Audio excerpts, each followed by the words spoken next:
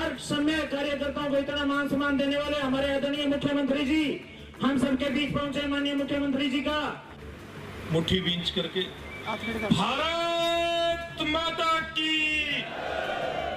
भारत माता की। बहुत धन्यवाद आपका। आज ज्यादा समय नहीं है बोलने का, मैं केवल मुख्यमंत्री जी के स्वागत के लिए आपके लिए 1-2 मिनट में संदेश देने के लिए खड़ा हुआ हूं, क्योंकि मुख्यमंत्री जी को अगले कार्यक्रम में भी जाना है। नॉमिनेशन का कार्यक्रम है, सारी तरह की बंदिशें होती हैं समय की, आप सब लोग समझते हो, और मौसम भी खराब है, हेलीकॉप्टर उड़ने में भी दिक्कत है। इसलिए मैं आप सबकी तरफ से हमारे प्रदेश के यशस्वी मुख्यमंत्री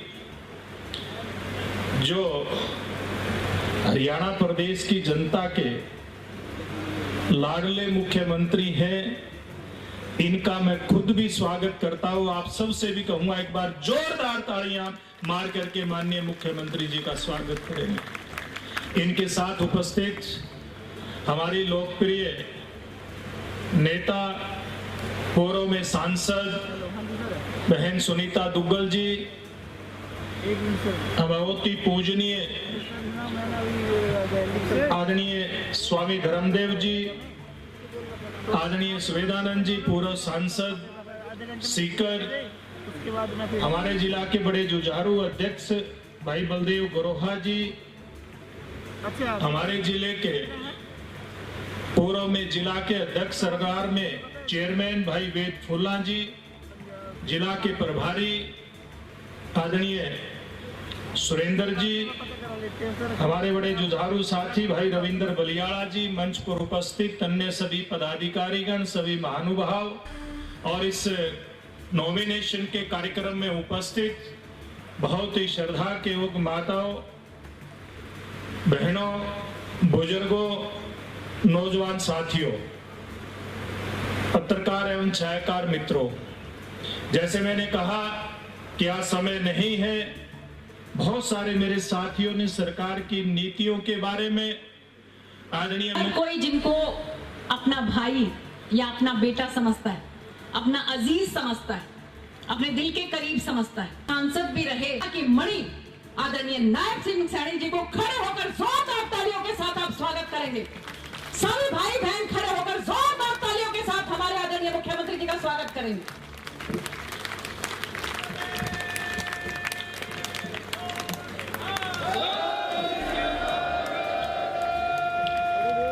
आप लोगों को यही कहना चाहती हूँ कि मंच पर आप लोगों के समक्ष बहुत बड़ी बड़ी विभूतियां यहाँ पर बैठी हैं। अभी आप लोगों के समक्ष अपनी बात रख के गए हमारे राज्यसभा के सांसद, पूर्व में हमारी भारतीय जनता पार्टी के प्रदेश अध्यक्ष, जिन्होंने खून पसीने से अपनी भारतीय जनता पार्टी को सींचा, यहाँ तक पहुंचाया, ऐसे आदरणीय सुभाष बराला जी, सुमेधानंद जी महाराज, जो कि सीकर से सांसद थे, 17वीं लोकसभा में मेरे साथ अपने इलाके की आवाज बुलंद करते थे, और आज पूरे फतेहाबाद जिले का जो एक संयोजक के तौर पर, एक प्रभारी के तौर पर कार्यभार संभाल रहे हैं। उनके साथ ही उपस्थित बहुत ही आदरणीय बलबीर बिश्नोई जी, हनुमानगढ़ से, जो कि जिला अध्यक्ष हैं और रतिया विधानसभा की प्रभार की जिम्मेवारी जिनके पास है। इनके साथ ही यहाँ पर उपस्थित बहुत ही सम्मानित, पूजनीय, वंदनीय, प्रातः स्मरणीय, राजनीति में रतिया से मेरी राजनीति की शुरुआत हुई चुनावी, लेकिन उससे पहले जो धरातल पर, ग्राउंड पर जो राजनीति की शुरुआत हुई थी, वो मेरी भैया पटौदी से हुई थी। 3 महीने लगातार मैंने वहां काम किए थे। तो ऐसे पटौदी से स्पेशल मेरे आग्रह पर पधारे हुए आदरणीय पूजनीय धर्मदेव जी महाराज के लिए जोरदार तालियों के साथ इनका स्वागत करिए। इनके साथ ही उपस्थित पूर्व में रतिया से ही विधायक रहे, 2014 के अंदर, जिसके साथ हमारा आमना सामना था कि कौन जीतेगा, कभी वो आगे, कभी मैं पीछे, कभी मैं आगे, कभी वो पीछे, लेकिन किस्मत बढ़िया थी, बाजी मार ले गए और केवल 453 वोटों से वो जीत गए।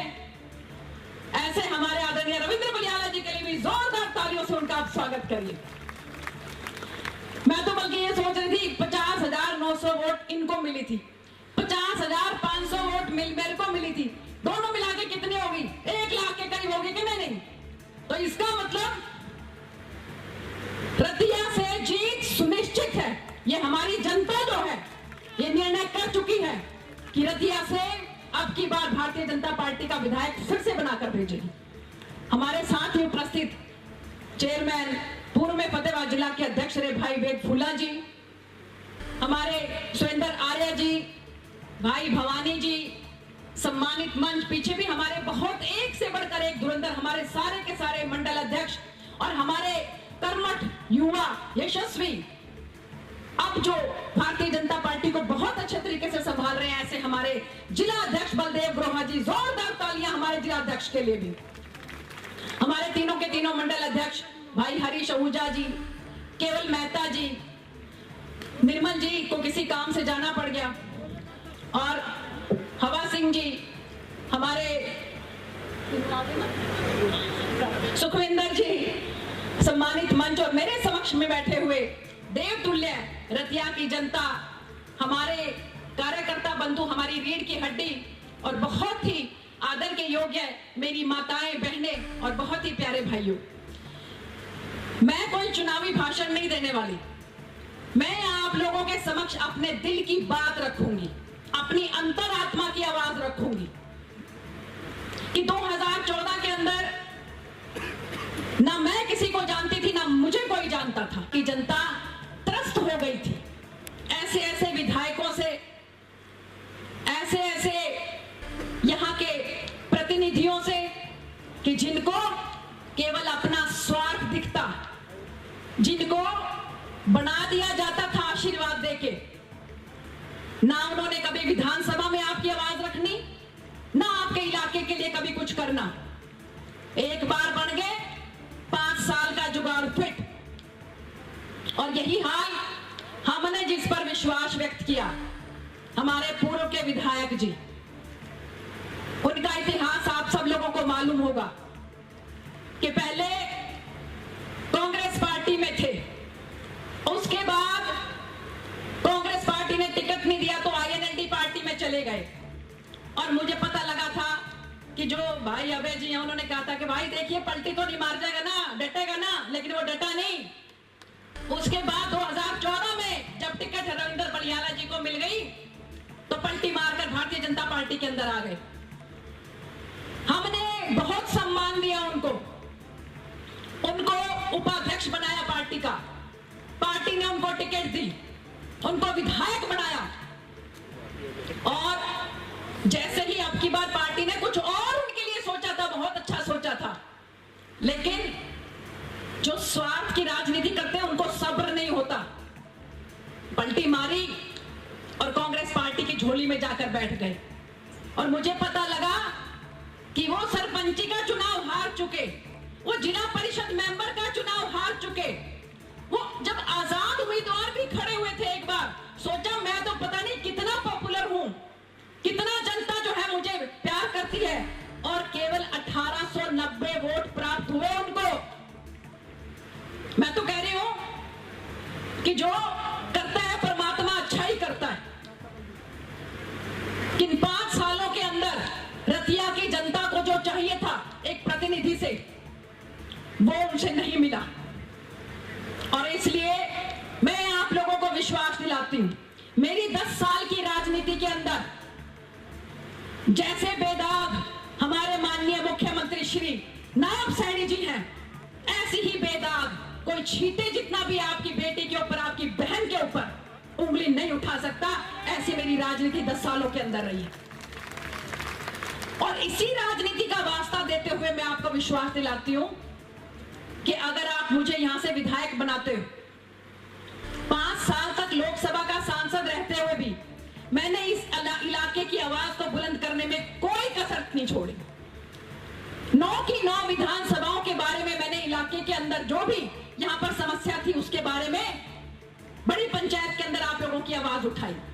चाहे वो नशे की बात हो, चाहे वो यहाँ पर रेलवे की बात हो, चाहे यहाँ पर पुलों की बात हो, चाहे किसी भी बिल के ऊपर डिबेट करने की बात हो, और चाहे हमारे किसान भाई जो उस समय में परेशान थे 3 कानूनों की वजह से, उनकी आवाज को माननीय प्रधानमंत्री जी तक रखने की बात हो।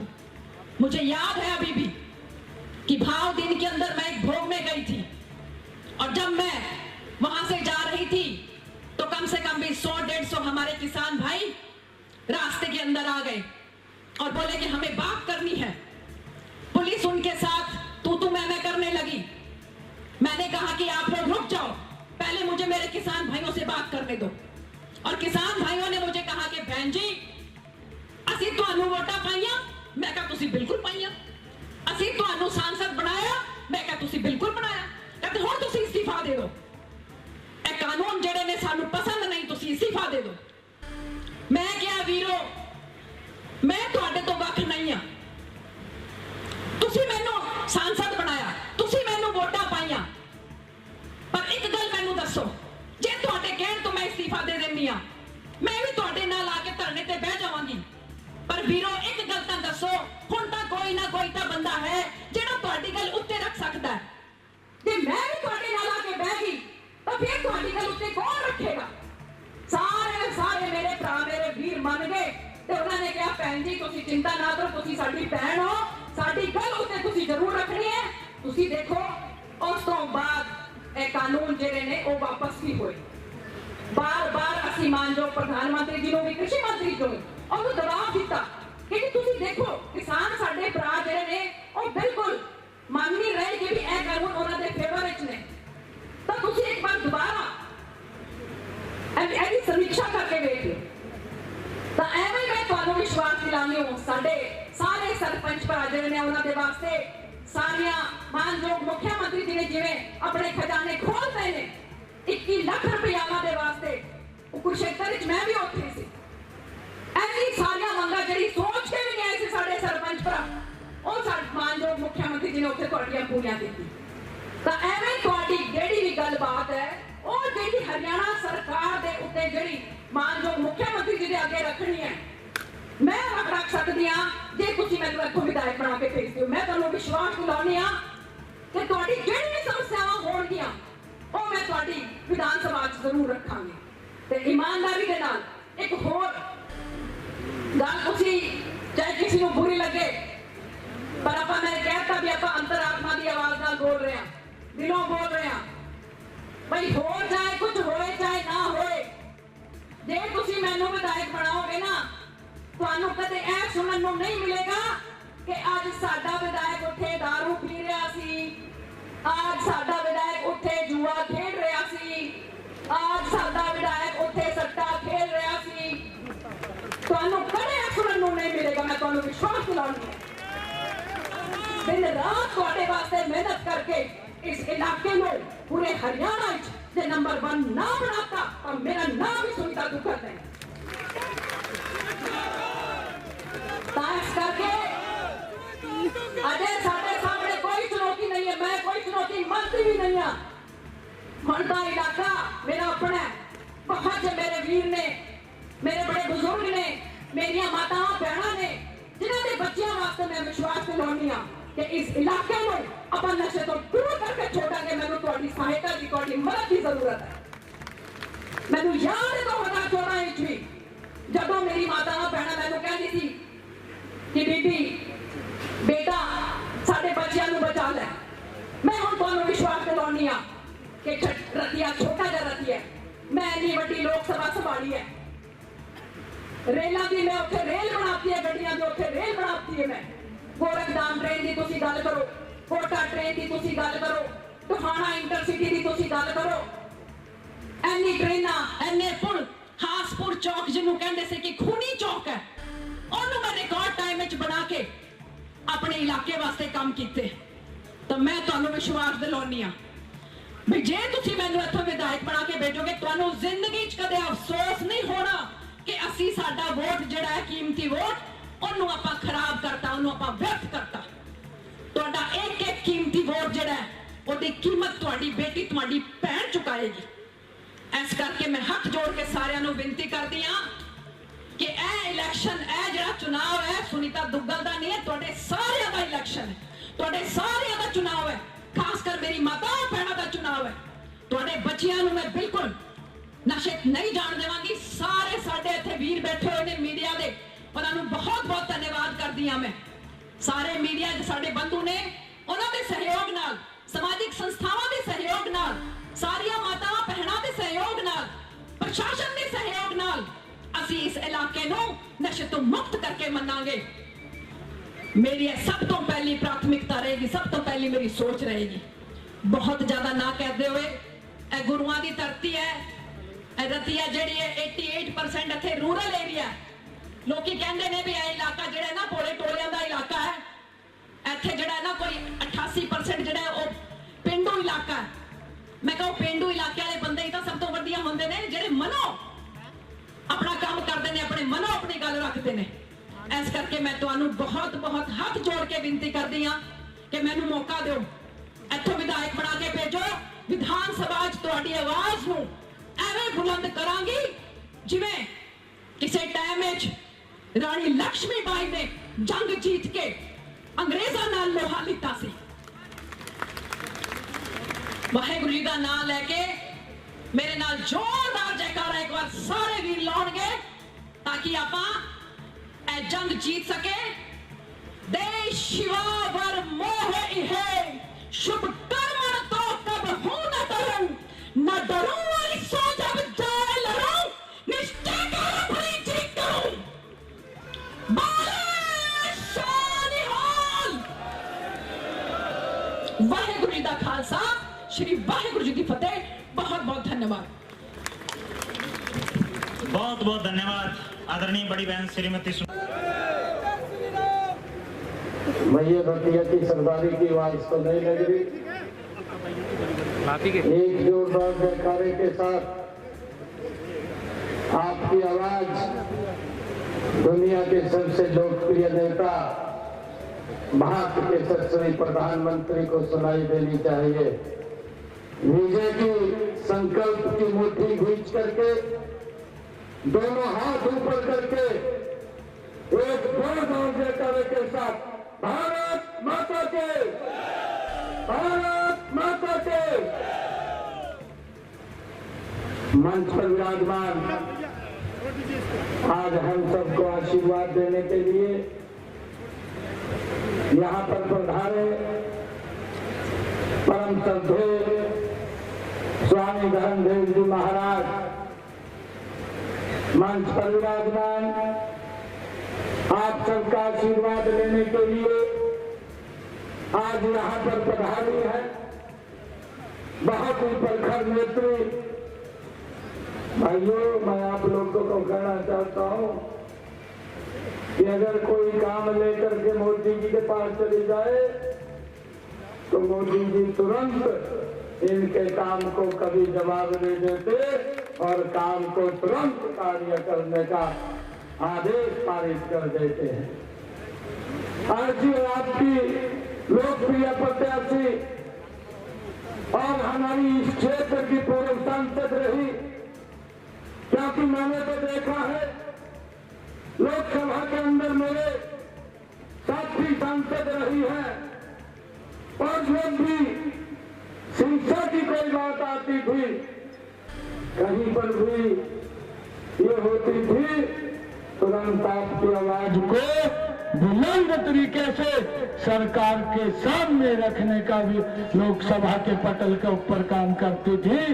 ऐसी आपकी लोकप्रिय प्रत्याशी सुनीता दुग्गल जी हमारे बीच में, भारतीय जनता पार्टी के बहुत ही वरिष्ठ नेता, लगातार हरियाणा प्रदेश के अध्यक्ष रहे, विभिन्न पदों के ऊपर जिन्होंने भारतीय जनता पार्टी को मजबूती से आगे बढ़ाया है।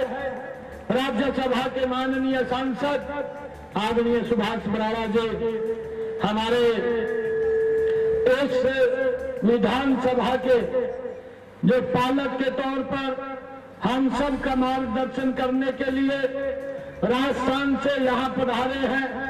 इनका जोरदार ताड़ियों से आप लोग स्वागत तो करेंगे, परंतु इनको जो भी मार्गदर्शन हम सबको देंगे, इनका मार्गदर्शन लेते हुए यहाँ रतिया विधानसभा के अंदर 8 तारीख को कमल का फूल खिला करके चंडीगढ़ में भेजने की जिनकी जिम्मेवारी लगी है, ऐसे स्वामी सुमेधानंद सरस्वती महाराज जी जो लोकसभा के सांसद भी रहे हैं।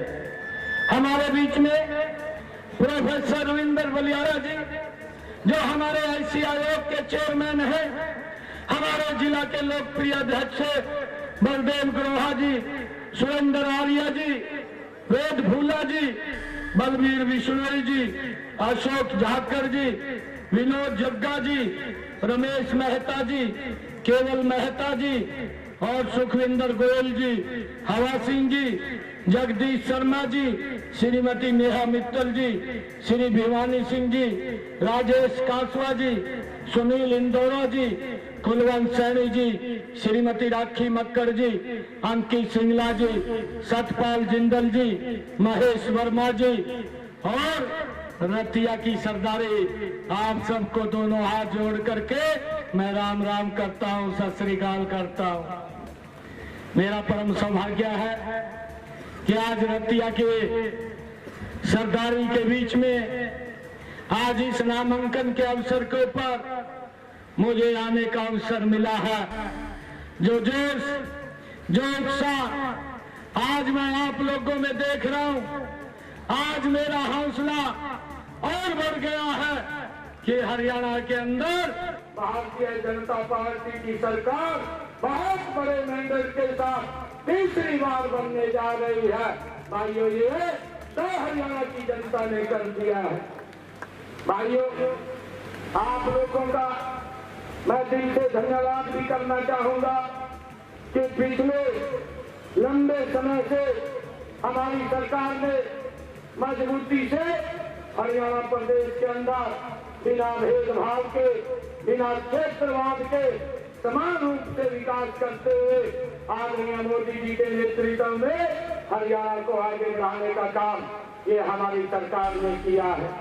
भाइयों, अगर हम देखते हैं कि कांग्रेस लगातार झूठ बोल करके धोखा देने का काम कर रही है और आज मुझे इस बात का भी दर्द होता है कि जिसने 10 वर्षों तक झूठ बोल करके हरियाणा के ऊपर सत्ता हासिल की, आज वो हिसाब मांगते हुए घूम रहे हैं। भाइयों बहनों, मैं आज आप लोगों के बीच में ये बताना चाहता हूँ कि जो लोग हिसाब मांग रहे हैं, भाइयों अपने कार्यकाल का भी वो समय देखने का, उसका भी हिसाब बताने का काम हरियाणा की जनता को करें। भाइयों, एक कहावत है, मैं उसको लगातार कहीं ना कहीं बोलता रहता हूँ, परंतु आज फिर वो कहावत मेरी जुबान के ऊपर आई है। कांग्रेस की हालत है, एक कहावत है और ये कहावत है कि दिल में कसक है, दिल में कसक है, चेहरे पर नकाब लिए फिरते हैं। भाइयों, जिनके वही खाते स्वयं के खराब है, वो हमारा हिसाब लिए फिरते हैं। भाइयों, वो लोग जिन्होंने हरियाणा प्रदेश के अंदर भ्रष्टाचार को बढ़ाने का काम किया, जिन लोगों ने हरियाणा प्रदेश के अंदर भाइयों लोगों को लाइन में खड़ा करने का काम किया है, आज भाइयों वो हिसाब मांगते हुए घूम रहे हैं। मैंने तो यहाँ के जो विधायक हैं, हमारे विधायक जो रहे थे, मैंने उनको कहा था कि पार्टी का निर्णय है और हमने विकास में रतिया के कोई कोर कसर नहीं छोड़ी है। हमने पिछले लगभग 10 वर्षों में हरियाणा प्रदेश का गति से विकास किया है। भाइयों, आज मैं ये बताना चाहता हूँ कि वो व्यक्ति, जब हमने कहा कि एक कमल का फूल है और एक व्यक्ति के पास जाएगा, हमारी सुनीता दुग्गल ने भी बड़ी कुर्बानी दी है और आपको कहीं ना कहीं सम्मान दे करके आपके सम्मान को भी हम कम नहीं होने देंगे। परंतु वो व्यक्ति कांग्रेस की भ्रष्टाचार की दलदल के अंदर जा करके बैठ गया है और जहां वो बैठा है उसका निकलना वहां से मुश्किल हो जाएगा। भाइयों, मैं आज आप लोगों के बीच में ये बताना चाहता हूं कि हमारी सरकार ने पिछले दिनों में जो ऐतिहासिक फैसले किए हैं, हमारे सरपंच साहिबान लगातार ये मांग कर रहे थे कि हमारी जो विकास कार्यों के ऊपर गांव में खर्च करने का जो लिमिट है उसको बढ़ाया जाए। वो 5 लाख रुपए थी। मैंने सभी सरपंच साहिबान को कुरुक्षेत्र के अंदर बुलाया और बुला करके ये निर्णय हमारी सरकार ने किया कि गांव के अंदर विकास कार्यों के ऊपर पैसा खर्च करने की लिमिट अब 5 लाख नहीं, वो 21 लाख रुपया हमारी सरकार ने करने का निर्णय किया है। भाइयों, हमने सरपंचों के गांव के विकास कार्यों के लिए पैसा भेजने में भी कोई कोर कसर नहीं छोड़ी। हमने आपके यहाँ रतिया विधानसभा के अंदर, मुझे खुशी है, अभी पिछले दिनों में 4 जून के बाद मैंने यहाँ की पंचायतों के अंदर पैसा जो भेजा है वो 37 करोड़ 44 लाख रुपया सरपंचों के खाते के अंदर विकास कार्यों के लिए भाइयों खर्च करने के लिए भेजा है।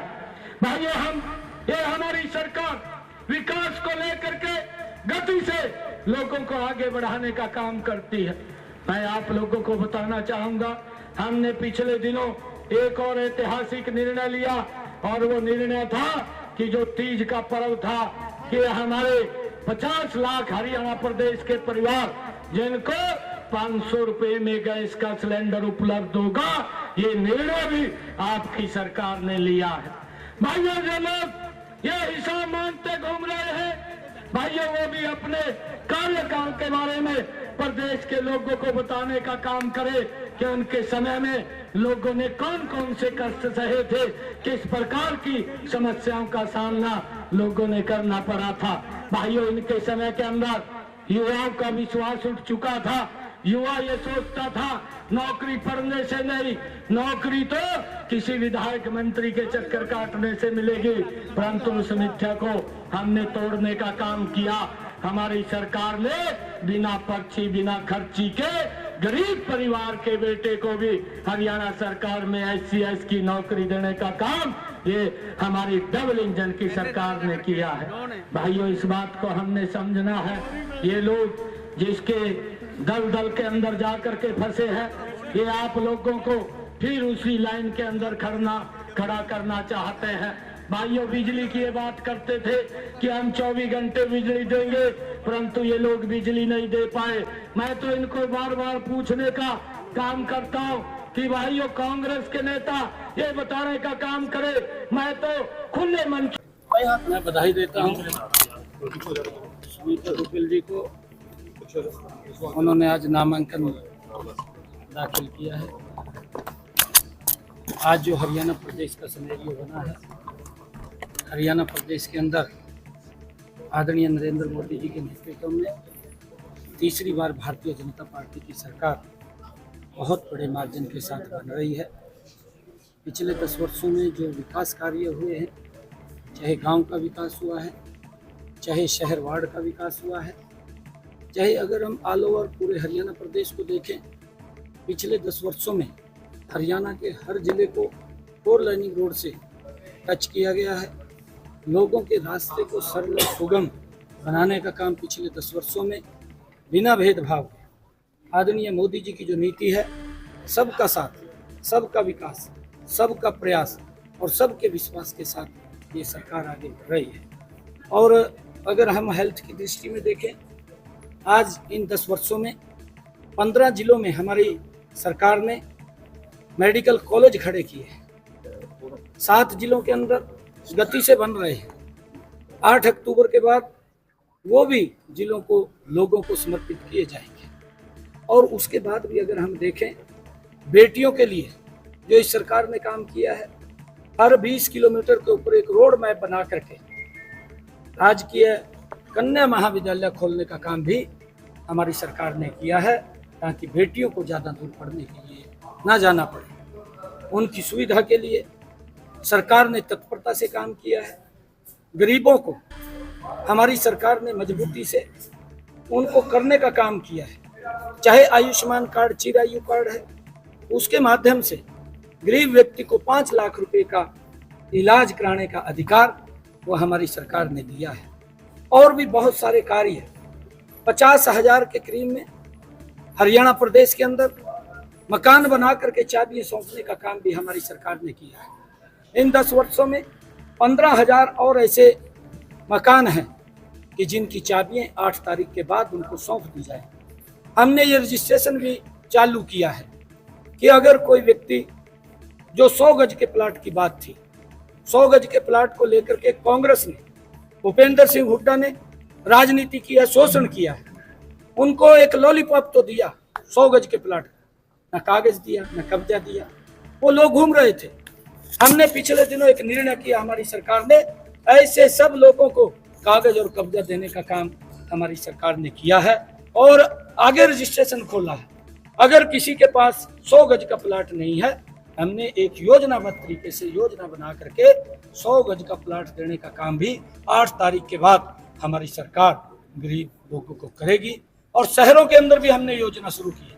मुख्यमंत्री शहरी आवास योजना बना करके हमने वहां पर भी जिन लोगों के पास प्लॉट नहीं थे, ऐसे लोगों को 30 गज का प्लाट भी वहां पर देने का काम हमने चालू किया है। लगभग 14 शहरों के हमने लोगों को चिन्हित किया था। 15,620 ऐसे लोग थे कि जिनको हमने 30 गज का प्लाट देने का काम हमारी सरकार ने किया। किसानों को मजबूत और सशक्त करने का काम किया है।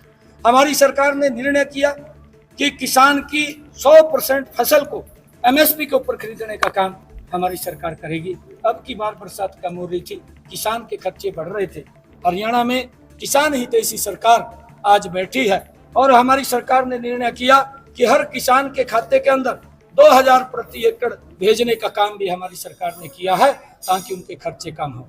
आदरणीय प्रधानमंत्री जी ने प्रधानमंत्री किसान सम्मान निधि के माध्यम से हरियाणा प्रदेश के 20 लाख किसानों के खाते के अंदर लगभग 5,716 करोड़ रुपया उनको देने का काम, 17 किस्तें उनके खाते के अंदर पहुंचाने का काम, हर वर्ष 6,000 रुपया, हर 4 महीने के बाद 2,000 रुपया किसानों के खाते के अंदर पहुंचाने का काम भी हमारी सरकार ने किया है। आज लोगों में एक बड़ा उत्साह है, जोश है, जो सरकार ने निर्णय किए हैं गरीब हित के अंदर किए हैं।